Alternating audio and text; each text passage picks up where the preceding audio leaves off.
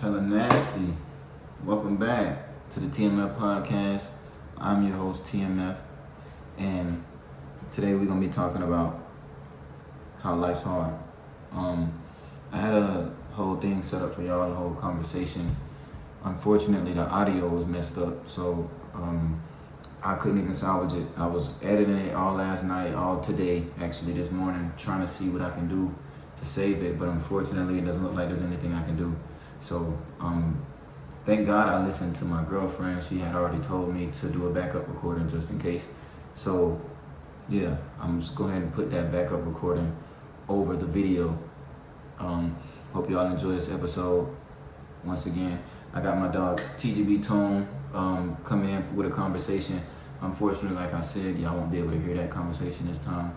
But next Tuesday, when we drop an episode, I'll make sure that y'all get that. Either we'll do a double drop or we'll do a extra episode or something. But yeah, I appreciate y'all tuning in where we talk about the most frustrating things. And yeah, y'all enjoy the video. What is good, Telling Nasty? I apologize for the background noise. That's just the AC blowing in the back. How y'all doing, man? If y'all got any questions, comments, concerns, make sure y'all leave them. Don't be afraid to ask a question. If you disagree with something, say it. We can talk about it. We're not here to attack on each other. You know what I'm saying? We're not here to offend one another. We're here to get open dialect, open conversation. Because, you know, life's already hard as it is. And we just make it more complicated for one another. I saw something online. This guy posted that it's our own faults that we're here. And I disagree. I do agree with the fact that we do make it harder for each other, and we tend to give up right before we're about to shine. Right before we're about to hit the pot of gold, we turn around, which I do understand that. But it's not fair for you to shame people and outright just try to make them feel bad and guilt trip them for not having the tools or not having the resources or just not having the support system. You know, it's not fair for you to blame people for not having the equal playing field. When it comes to America, we all know that America was built for the white man. This is a patriarchy. So in turn, not only does the white man benefit, but men in general benefit. A thing that we need to learn to do is separate ourselves as a community from all of these different barriers and these walls that they put up in order to keep us sectioned off, keep us pigeonholed and thinking that one way, thinking that this is the right way and that's the wrong way, so we can never go that way. When in reality, if you ventured off in a new direction, it's really just you exploring. That doesn't mean that you have to dedicate yourself to whatever art or whatever study it is. But we need to be more open-minded, and I think that's where we're lacking. A lot of us are not open-minded. We're stuck in a way of thinking. When it comes to tunnel vision, that's one of the most huge things. Hustle culture. Hustle culture is so glorified and fantasizes. You know, as black people, we've been making something out of nothing for generations, for decades. That's literally what soul food is. It's the scraps. America has always given black people the scraps, and black people are just used to dealing with it. And it's gotten to a point to where we've become prideful behind the dirt, you know? Oh, yeah. We always have these success stories of the one black kid making it out, whether it be football, basketball, baseball, drugs sometimes, whatever it is, whether it's business, trading, stocks, you know. We always have this mindset that, or especially music, we always have this mindset that, oh, he gonna take us out the hood. He gonna make it out. Same thing with all of our black culture movies. Damn near all of our coming of age, black and young teenage movies. There's always one kid who shines more than the others, and everybody's betting their pot on him. Everybody's like, oh yeah, he's gonna be the one to take us out. But from the get-go, there is no village. The problem is that kid usually always ends up going down the wrong path or end up falling to the wrong crowd or ends up getting shot. And we always go back to blaming our environments and blaming black on black crime. And we kind of get mixed up in the headspace that we're against each other, when in reality, the only reason why we haven't made progress within these last 40, 50 years is because we've been living under the guise of America, and we've been just normalizing the pressures of society, and we're actually applying those pressures amongst each other, amongst our own peers. Peer pressure is a huge thing when it comes to the black community, because if you're the ugly duckling, the odd sheep, the one that's, or not the odd sheep, the black sheep, the one that's the odd one out, you're always seen as different, whether that be a good thing or a bad thing. We can't just accept people for who they are. You have to be something. You have to be this. You have to be less than or more than. When in reality, you can just exist and be a human being. One of the biggest issues with the black community right now is that we're so judgmental. We're so easy to lay down our line of questioning, lay down our moral compass and just assume that we know better than the next person, or that the next person is lost, or that the next person doesn't know what they're talking about because I've been living longer than you. When in reality, every person has something to add to the pot. It just depends on what we value. And I think one of the biggest things when it comes to black culture is, like I said before, making something out of nothing. We value hustle culture above all. We don't value taking an escalator, taking an elevator. We value you taking it step by step, taking your time. But we also value overnight success stories. And that's where the contradiction comes in. A lot of these celebrities, a lot of these success stories on the internet, a lot of times it's not necessarily falsified, but it's amplified to the point to where it's like the numbers are inflated, or the drama is inflated to the point where it seems like this happened so much quicker than it actually did, when in reality, this person's been putting in work and putting in pain for years, just going unnoticed. And the biggest thing with the black community is that we don't deal with shit until we have to deal with it. We don't cross that bridge. We don't deal with it until we cross that bridge type shit. But what we need to learn is to be proactive. We need to learn to build this foundation, foster a network, a community, a village, so that when things finally do really hit the fan, then we'll have a foundation, we'll have a safety net, we'll have something to protect ourselves and not just be relying on the government. Because in reality,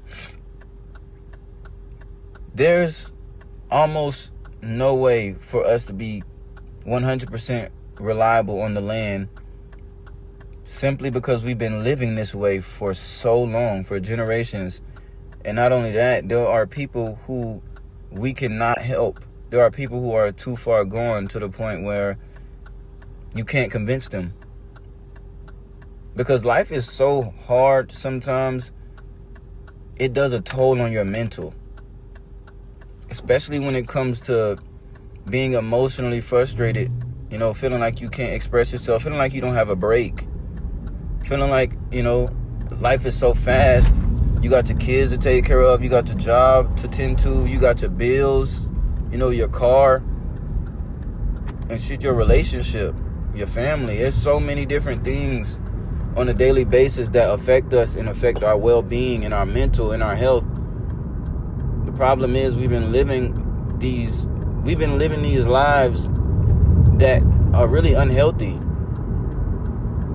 And it's hard not to live a life of comfortability, especially when we're always tense and we're always on edge and we're living in a high volume, like a high pressure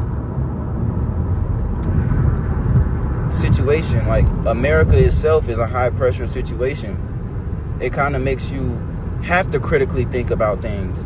But a lot of us are lacking that critical thinking skill. We believe we have it. We think we have it. But most times in a moment, we go based off our emotions. We're going based off of how we feel instead of actually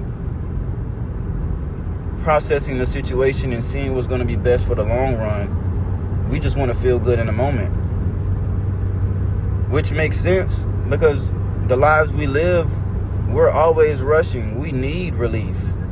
And most times we find relief in things that America has already outlawed. Black joy. Whenever the police see a gathering of black people all in one area, oh yeah, they're threats. It must be something dangerous going on. They must be soliciting. Oh, it's just a party? Oh, well, black people get drunk when they violent. Well, excuse me, black people get violent when they drunk. Black people get violent in general. To them, that's the PR. That's the general consensus when it comes to black people in general. Whether you're in this country or you're outside of this country. People believe that black people are feral, we're violent, and we have no sense of control or sense of self. White people believe that we deserve to be slaves. They believe that we deserve to be animals. They don't think that we have the wherewithal to make our own decisions. Now, I'm not saying that we have to go out our way to prove these people wrong, but we definitely need to make sure that we wisen up and don't allow ourselves to be caught in the palm of these people who don't believe that we can think for ourselves. I want y'all to stop for a moment and just think about that for a second. The majority of these people do not believe that you have the wherewithal to think for yourself. They don't think that you have the common sense or the decency or the manners. That's where the YN came from. Remember where they said chivalry was dead? This was years ago. Chivalry been dead, whether you're white or black. But why did they start making black people YNs? Oh, the quarter zip, matcha, all of these different things. It seems so small and innocent, but in reality, it's kind of like they're brainwashing you. But you're so into the internet, you're so into the drama, you're so into having fun and just enjoying yourself and living life that you don't want to see the bad news. You don't want to see the bad. You would rather just live your life until you can't no more. But the problem is, now that you're gone, the kids after you are suffering. And it's probably even worse. Because we just keep on digging a hole. Minimum wage in Tallahassee, in Florida, is $14. And in Tallahassee, it kind of tracks. You know, maybe you'll find a $13 job. And if you do find a job that's decently paying, you'll probably have to have some sort of credentials or have to know somebody. The job market is scarce and the pay rate is low. We lease and we rent and we don't own anything.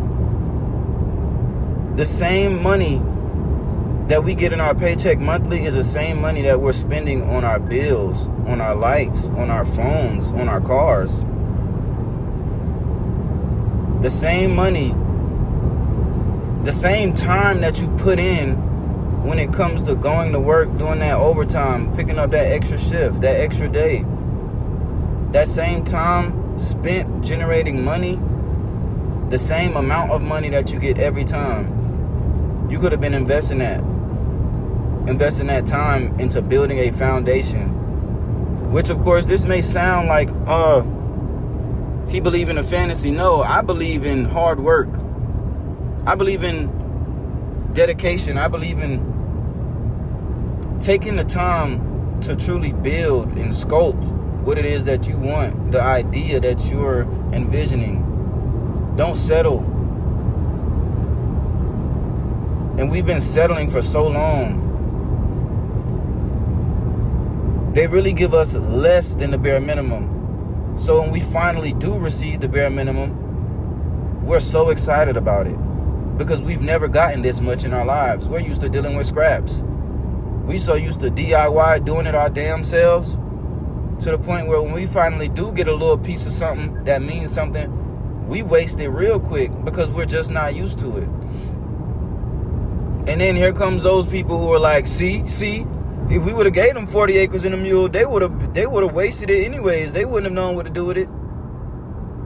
That's the problem right there. You don't even give people the chance to be themselves. Why do y'all want to control other people's lives? Why can't we just be human beings? Why can't you just leave us alone? But that's the biggest issue. America was made for the white man, the white woman. Well, like I said, it's a patriarchy, so men in general get benefited from America. And that's one thing as a black man we need to remember. We need to use our power for the black women, for the black community, for other black men. And I understand a lot of black men be like, well, black women don't even like black men. But they always always got something to say.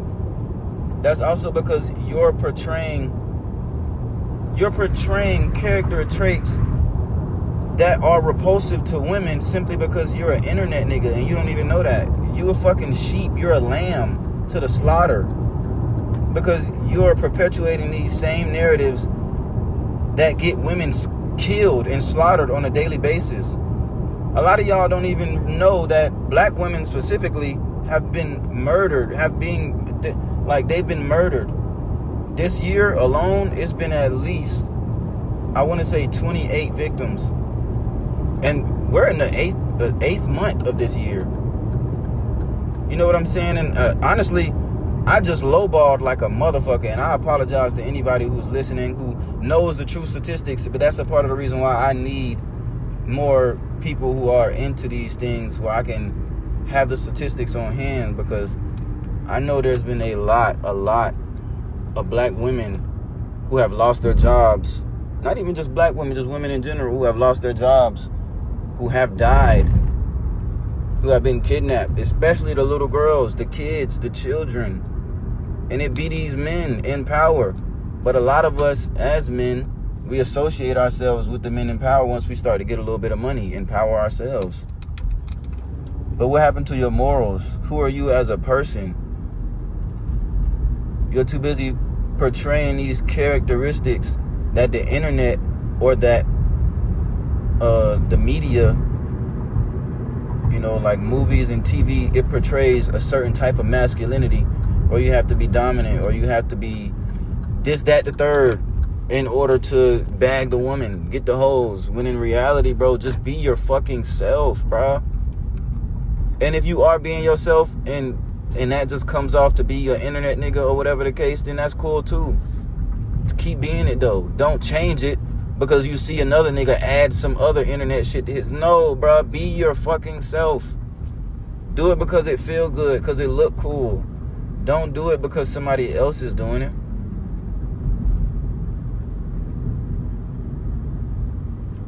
Life is hard, man. We need to figure out a way to make it easier for each other. Be more considerate. That don't mean go out your way to break your back to help somebody. But if somebody is having a bad day and you can do something about it, then do it. If it feel like if it's your last 20, then don't. Just let's just keep things simple. Don't complicate it. You know what I'm saying? Like, life can be so much more simple if we just helped each other, relied on each other, and not the fucking government to do everything for us. Which, of course, this is America. America is run by the government. So it only makes sense that we would rely on the people who are in charge, right? But if it's obvious for generations now that they have not been here for us, they are not, and they are never going to turn the other cheek. So I don't know why it seems like there's still hope for us to hold out and maybe one day the white people will accept us. No, stop, because that will never happen. And in every case where they did finally accepted us, they accepted us when it was convenient for them. And they did not accept us as a whole. They accepted an individual. We need to stop giving so much grace to these people, making it feel like one day somebody will come along and save us. And that's the issue. We're waiting for a savior. We are our saviors. We are gods. We are literally embodying the human experience. All you have to do is just take the power and use it. I really do appreciate y'all listening. There's a lot more that we can go over. Unfortunately, this episode is going to be a little shorter. But thank y'all for tuning in to the TMF podcast, where we talk about some of the most frustrating things. Hope y'all enjoyed this episode. If you got any questions, comments, concerns, please comment, like, share. Yeah. Like I said, next Tuesday, I'll probably have 2 videos coming out. Y'all have a good night. Peace.